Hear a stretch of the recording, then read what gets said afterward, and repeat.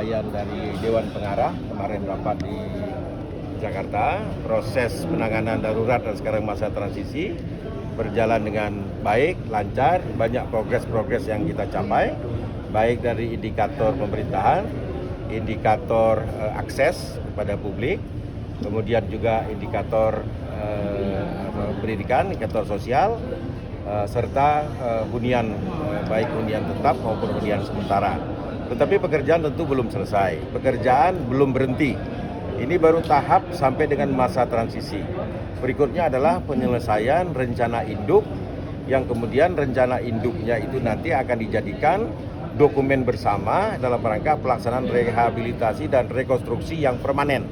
Jadi yang dilakukan hari ini, pemulihan ini adalah pemulihan darurat, agar semua akses, agar jaminan hidup, agar layanan dasar oleh masyarakat itu bisa dipenuhi.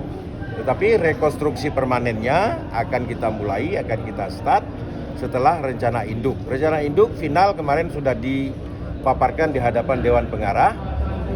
Satu kali pertemuan lagi menunggu persetujuan, kemudian kita ajukan kepada Bapak Presiden untuk pengesahan.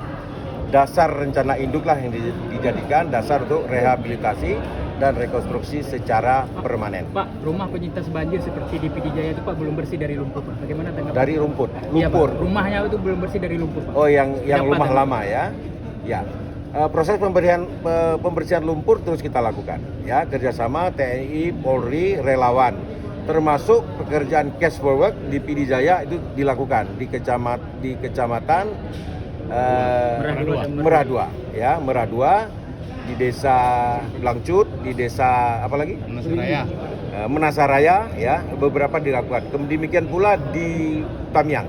Di Tamiang hari ini menerjunkan misalnya peraja IPDN 780 orang ya untuk melakukan pembersihan.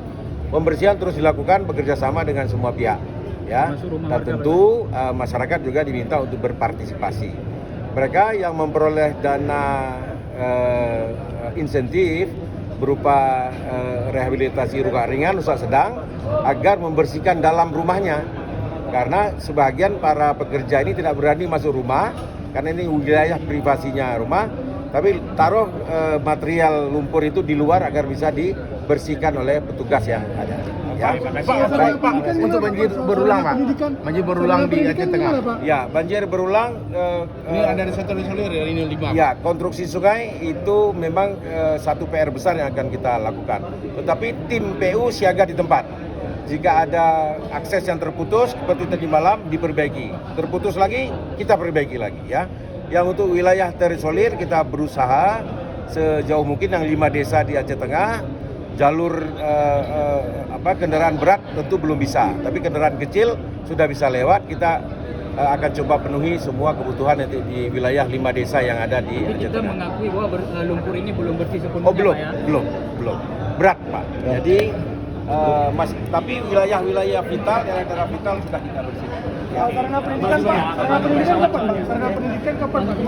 Sudah mulai, sudah.